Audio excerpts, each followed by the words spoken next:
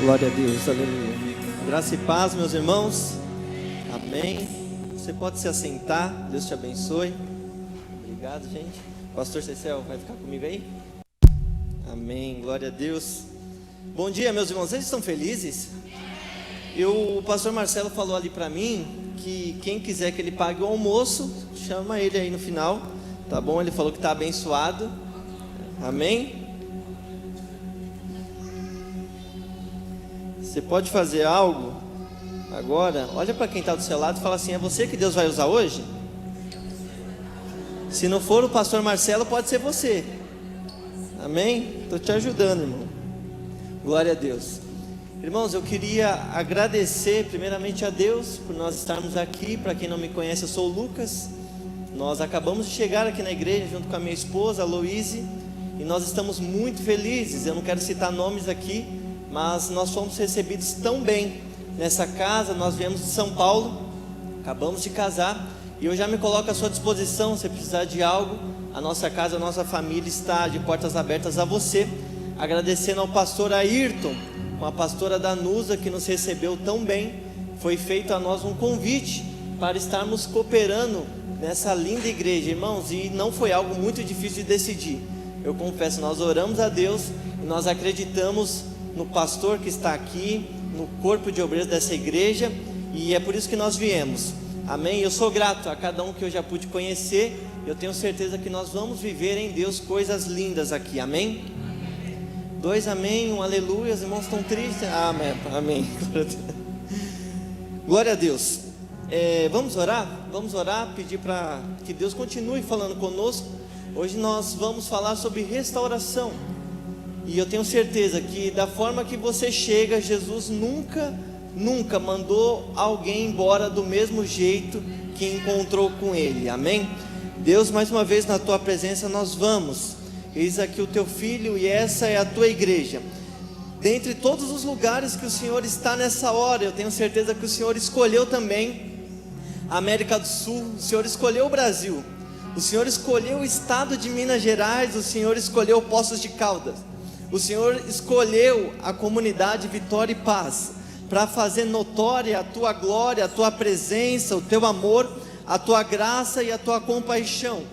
Portanto, todo aquele que chegou aqui, meu Deus, pesado, carregado, sem esperança, eu tenho certeza que nesta hora o Senhor vai falar conosco, e os nossos corações serão aquecidos, meu Deus, pela tua graça, pelo teu amor, e por tudo aquilo que somente o Senhor pode operar na vida do ser humano. Nós somos gratos a ti por isso, em nome do teu filho Jesus, amém, amém. Você pode abrir a sua Bíblia no Salmos 126, Salmo 126, é o texto que nós vamos conversar nessa manhã. Salmo 126, nós vamos ler os 6 versos. O verso 1: quando o Senhor restaurou a sorte de Sião, ficamos como quem sonha. Então a nossa boca se encheu de riso e a nossa língua de júbilo. Então entre as nações se dizia: grandes coisas o Senhor tem feito por eles.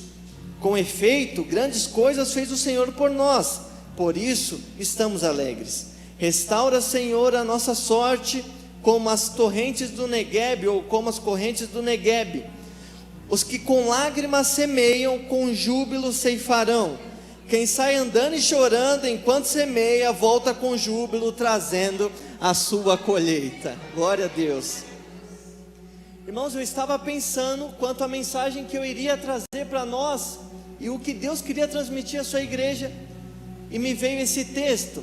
Esse texto, ele fala de um salmo de peregrinação. Você sabe que o povo de Israel foi levado cativo para a Babilônia, e quando eles voltam, o salmista escreve esse salmo falando: Senhor, restaura a nossa sorte como o Senhor tem feito. E o interessante é que ele usa a figura de um deserto para ilustrar a restauração que eles esperavam de Deus. Eu, no ano de 2019, eu tive a oportunidade de conhecer um deserto. Alguém aqui conhece um deserto? Já foi num deserto? Não? Já foi? Que legal. Eu fui no deserto, numa viagem que eu fiz para Dubai, e aconteceu algo muito interessante. eu cheguei no chamado deserto vermelho. E quando eu cheguei no meio daquele deserto, você simplesmente não vê nada, você não vê esperança. Quando você está nesse local, você costuma a se lembrar da famosa campanha militar que foi a saída do Êxodo. Porque no deserto, querido, eu não sei o que você está passando, ou o que você já passou, mas a verdade é que o deserto, ele tem uma única finalidade, eu vejo na vida do cristão. Pergunta qual que é? Qual que é, Lucas? O deserto na vida do cristão, ele tem a finalidade de levar o homem ao fim de si mesmo. No deserto, o seu carro não serve para nada, a sua inteligência não serve para nada, o seu dinheiro não serve para nada, tudo que você tem no deserto não serve para nada. Ou você olha para o céu e clama para cair pão, ou você olha para a terra e pensa, eu vou morrer. Amém? E quando o salmista está falando disso, ele começa a se lembrar. Ele olhava para o passado. No versículo 1 ele fala, olha, o Senhor fez por nós. E ele tinha uma esperança assim na glória do passado. Mas ele olhava para o presente e ele falou assim, olha, mas está tudo seco. Mas ele olhava para o futuro, no versículo de 5, 6, e ele falava assim, olha, mas ainda que a gente chore no momento da semeadura, eu tenho certeza que a nossa colheita será de riso. Querido, presta atenção em algo. A sua colheita não começa quando você está colhendo fruto. A sua colheita começa quando, mesmo em meio à dor, ao sofrimento, ao choro, você acorda 8h30 da manhã e fala assim, Jesus, eu vou te buscar. Está tudo tão difícil para mim, mas eu vou para a tua casa, eu não vou desistir, esse deserto não vai me parar. A sua colheita começa não quando você está arrancando da terra, mas mesmo enquanto você está chorando, você está dizendo, Senhor, eu não vou parar de semear. E você continua andando, você continua jogando a semente na terra. Ali começou a sua colheita. E é isso que nós vamos falar hoje. Mas eu quero ficar com o verso 4 com você. Restaura, Senhor, a nossa sorte, como o Senhor fez com as correntes do sul, como que é as correntes no Neguebe. Sabe, quando o salmista está falando isso, ele está lembrando o passado, mas você precisa entender que a glória do passado não é a glória do presente. Muitas pessoas, elas se agarram em algo que ela conquistou no passado. Talvez você conheça alguém que fala assim, não, mas lá atrás, olha, deu tudo certo na minha vida. Lá atrás, olha, o Senhor fez, e você conta para todo mundo o que aconteceu na sua vida, porque você olha para o presente e não consegue enxergar que o que Deus fez no passado é o mínimo que Ele pode fazer hoje por você. Talvez você conheça alguém que age dessa forma, alguém que fica contando, não, mas eu fui, eu era, eu fiz, tá, mas e agora, querido, o que está acontecendo na sua vida? Porque enquanto você está agarrado em coisas do passado, vem aqui, deixa eu te usar você para fazer um negócio aqui. Tem gente que é tão presa em coisas do passado, faz assim com a sua mão, que Deus tem algo novo para te entregar, mas não dá, porque você está preso em tudo que é do passado. Obrigado, você é um bom ator, você foi ótimo. Você entende? Então, a mensagem de Deus nessa manhã para você hoje é: abre a mão. Quando você abre a mão, você pode receber o que Deus tem para a sua vida hoje. O povo de Israel estava lembrando, olha, o Senhor fez, mas ao mesmo tempo o salmista estava falando, Senhor, mas nós acreditamos que o Senhor pode fazer ainda muito mais hoje. Amém? Ponto 1, o passado de glória não é a garantia de glória presente. Ponto número 2, a sequidão de hoje não justifica a sua negligência em semear. Muitas das vezes nós estamos cansados, querido, nós estamos cansados, e a gente fala, quer saber, eu não vou, cansei, esse negócio está muito difícil para mim. Só que não justifica, o deserto não justifica você parar de semear, não justifica, porque quem dá o crescimento, quem que é que dá o crescimento? É Deus, não é você. Por isso que não justifica, mesmo em meio à dor. Foi falado aqui do pastor Ayrton, da pastora Danusa, que estão com esse problema que está acontecendo, mas ainda assim eu tenho certeza que da onde ele está agora, ele fala assim, ele está orando pela igreja, ele está semeando, porque a sua sequidão não pode determinar o dia que você semeia ou o dia que você para de semear. O salmista estava falando, ainda chorando: Senhor, nós não vamos parar, nem que seja por 1 minuto. O ponto número 3, que ele fala no verso 4: restaura, Senhor, a nossa sorte. Você precisa entender que restauração é uma obra soberana de Deus e não tem nada a ver com você, não tem nada a ver comigo, não tem nada a ver com nós. Restauração é para quem reconhece que chegou ao fim de si mesmo. Restauração é para quem olha para o céu e fala: Senhor, se não cair pão agora, eu vou morrer de fome. Tem uma história que aconteceu com a minha família.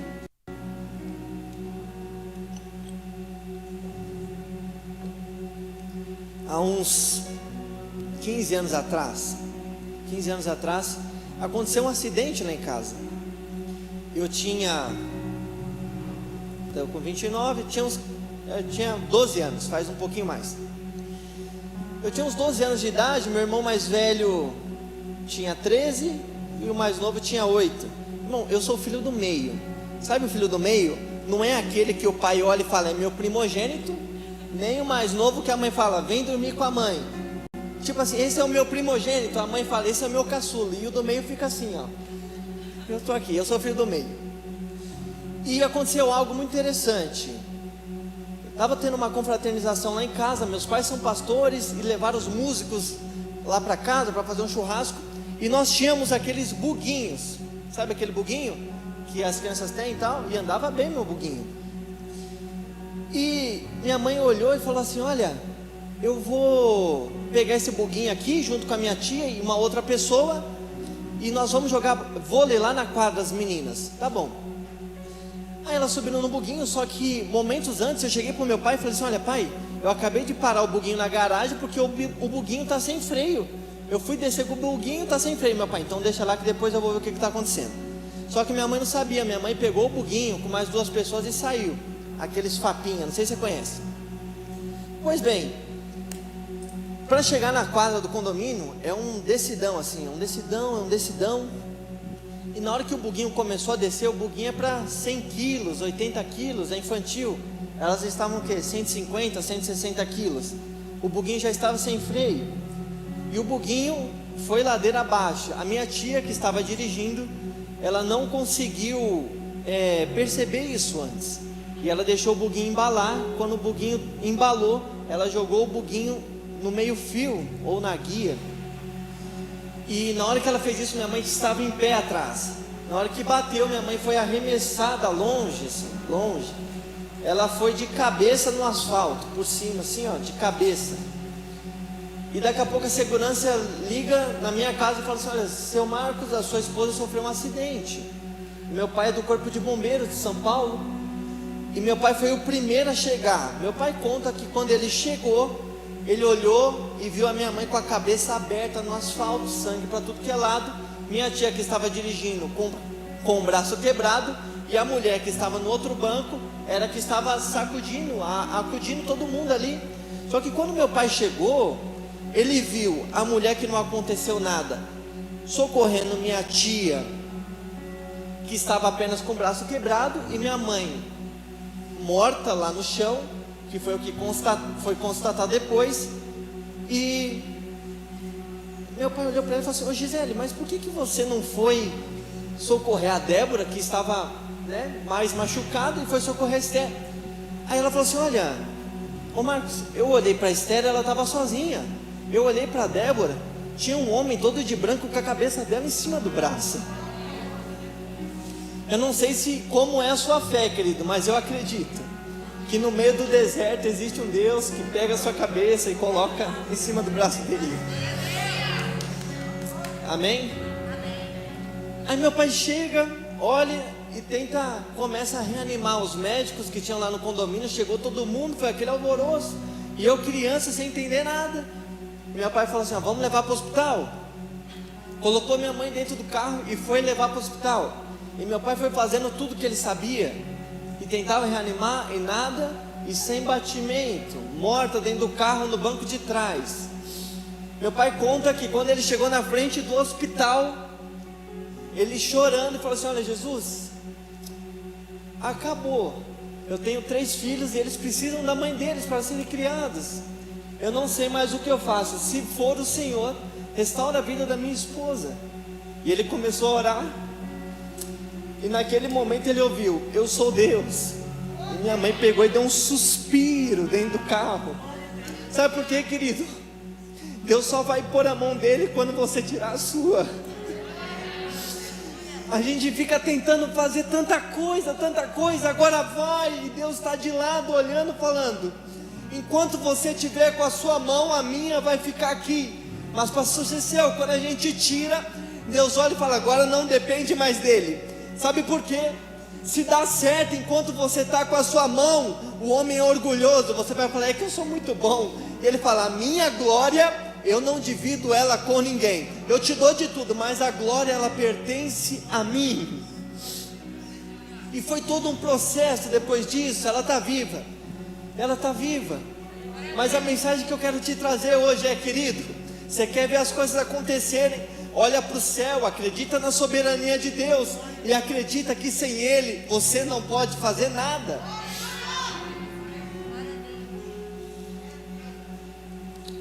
E é algo muito interessante que o salmista vai falar. Depois eu termino essa história, tá, gente? Parece novela mexicana, né? Mas depois, quem quiser saber, eu termino a história.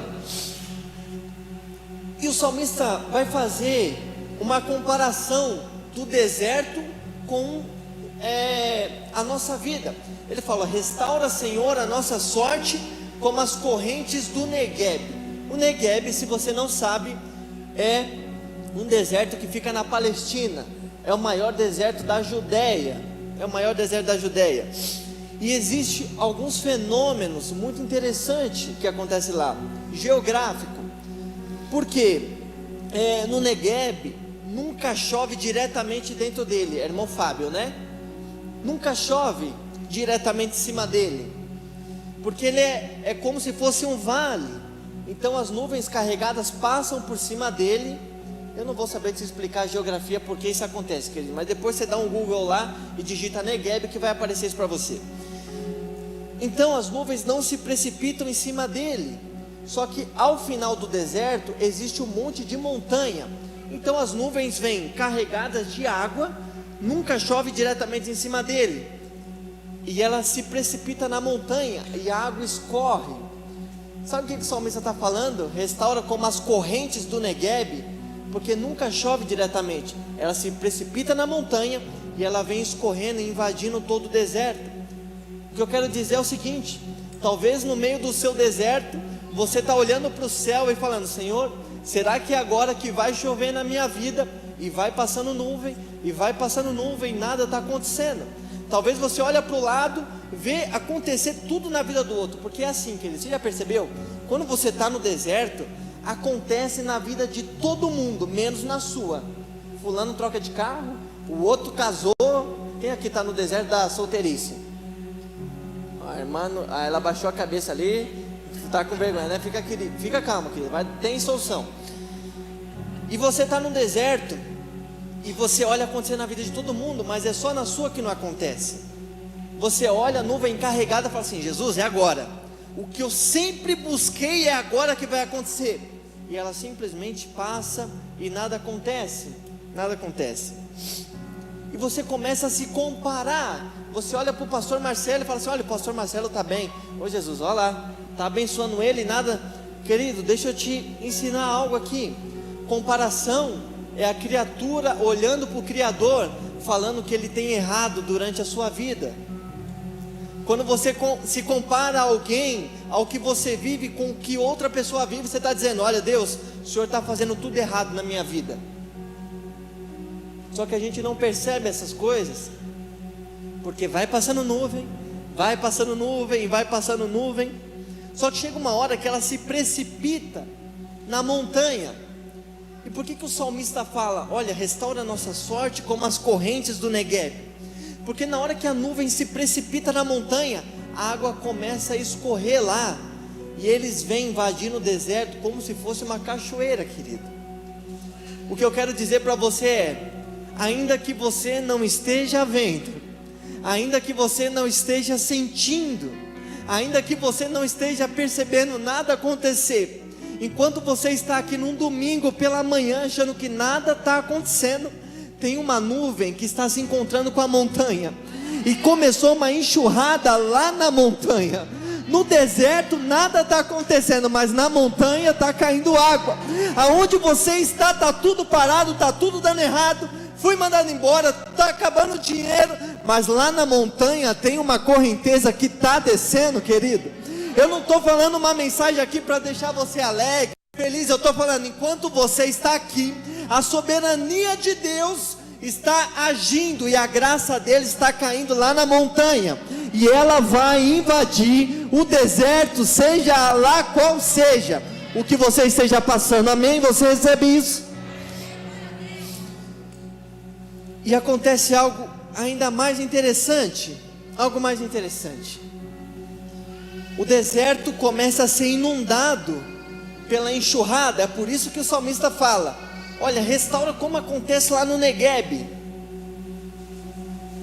E o deserto começa então a ser inundado por aquela correnteza, algo que você jamais esperava, porque Cristo, Ele é especialista em fazer isso, irmão. Da onde você menos espera, da onde você não vê solução, da onde você acha que não sai nada, Ele fala assim: olha, é exatamente isso. Eu pego as coisas loucas para confundir o que é sábio. Sabe, querido, o evangelho é totalmente na contramão do mundo. Enquanto no capítulo 2 de Colossenses está escrito que eles olhavam para Jesus e estavam falando assim: olha lá, está nu, está despido, está humilhado. Paulo está escrevendo: e Jesus na cruz despiu tudo aquilo que era contrário. Jesus na cruz despiu todos os seus inimigos. Mas espera, Jesus foi nu para a cruz. O pastor Marcel falou isso aqui na quinta-feira.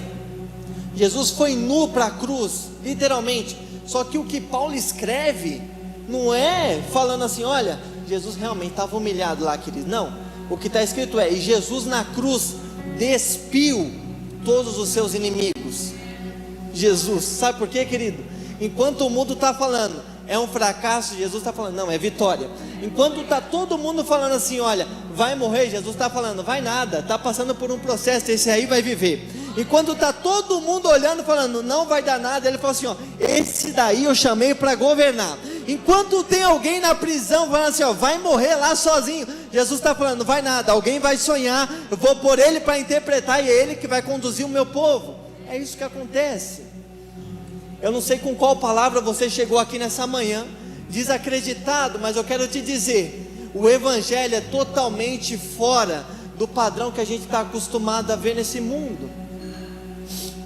E as correntes começam a vir. E é engraçado que quando essa corrente invade o deserto começa a florescer. Você vai ver o Negueb, ele tem algumas estações do ano que ele fica como se fosse uma floresta, querido. Mas há meses atrás isso aqui era um deserto, e agora isso aqui é quase uma floresta. Lucas, o que você quer dizer? Eu quero te dizer o seguinte: que o seu atual momento não define o que existe e o que vai acontecer na sua vida. Deixa eu te explicar melhor.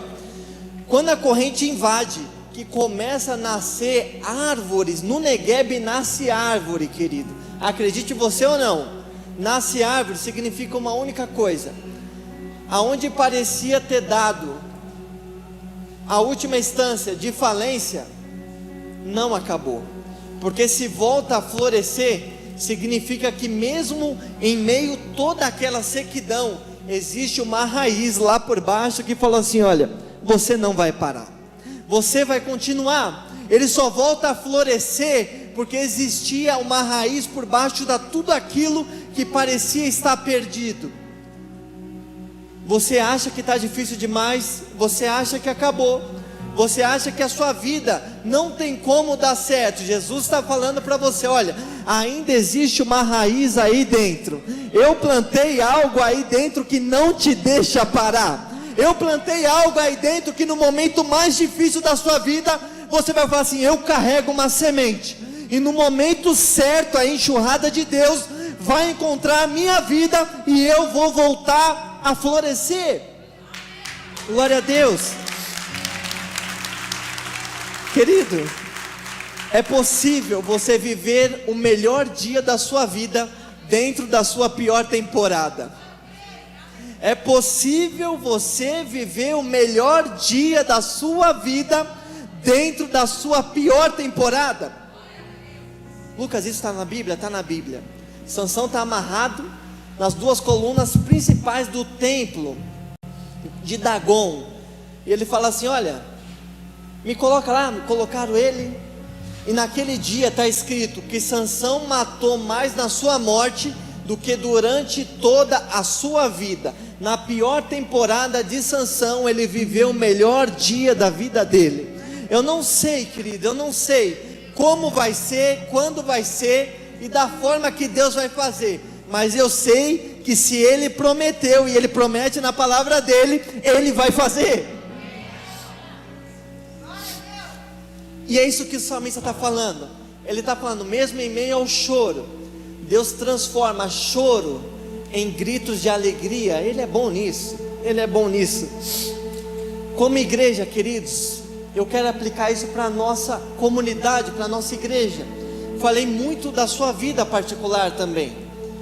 Como igreja, a gente tem que entender, pastor Marcelo, os pastores que estão aqui, que vão haver momentos difíceis, que você vai olhar, que nós vamos olhar e falar assim: olha, Deus, está difícil, mas nós não vamos parar. Essa casa é de Deus, e a Bíblia diz, as portas do... Essa é a minha igreja. Se fosse a do Lucas, estaria falida, mas essa é a minha igreja, e as portas do inferno não vão prevalecer contra ela. Querido, porta é instrumento de defesa, e não de ataque. Se a Bíblia está falando que as portas do inferno não vão prevalecer contra ela, a Bíblia está falando que quem ataca é a igreja, o inferno que se defenda, porque a igreja está se levantando. Passe o que passar, viva o que viver, o Senhor dos exércitos está conosco. O Deus de Jacó é o nosso refúgio. A cruz de Cristo é a garantia que nos momentos mais árduos da sua vida, você irá passar por aquilo e irá vencer. E você irá vencer. Você pode se colocar de pé, que eu quero orar por você. Eu quero orar por você que chegou ao fim de si mesmo. Eu quero orar por você que nesta hora falou assim: olha, Jesus, nessa manhã eu estou chegando ao fim de mim mesmo. Eu não vejo solução para a minha vida. Tem áreas da minha vida que eu fui desenganado. Tem processos que eu não vejo formas de serem ganhos. Existem coisas na minha família que eu não vejo solução. E eu quero orar por você. Eu quero orar por você. Eu quero orar por você que está aqui nessa manhã, que vive um deserto na sua vida, mas nunca teve coragem de reconhecer que pulsa algo dentro de você, dizendo: filho meu, sem mim você não vai conseguir. Eu quero orar por você que chegou aqui nessa manhã, talvez sem esperança de continuar, dizendo: hoje é o primeiro dia da semana, eu vou lá, né? Vamos ver se algo muda, vamos bater o cartão. E a mensagem de Deus para você hoje é: olha, eu entreguei o meu filho Jesus, para que você estivesse aqui nessa manhã, não para cumprir tabela, mas para saber que mesmo em meio a tudo isso que você está vivendo, eu estou com você. Porque se eu não poupei o meu filho por isso, por que você acha que eu estou brincando com a sua vida? O meu filho não é brincadeira.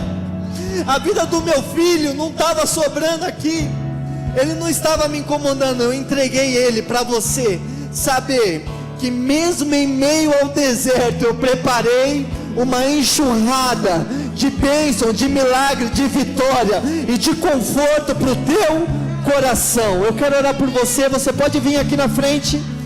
Eu quero orar por você. Tem uma aqui, já veio a primeira, tem a segunda, eu tenho o terceiro. Aleluia. E eu quero saber, existe alguém aqui que você ainda não se decidiu por uma fé. Você não se decidiu por uma fé, você não sabe o que você tem, o que você é. Tem alguém aqui que não é cristão, que não se considera? Eu só quero te conhecer. Faz assim com a sua mão. Tem alguém nessa condição?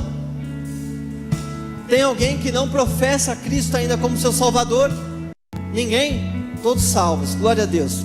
Então eu quero orar por você que chegou aqui, e eu vou te dar mais 1 minuto para você vir aqui, e você tem olhado e falado assim: olha, Jesus, se o Senhor não fizer na minha vida, agora vai acabar.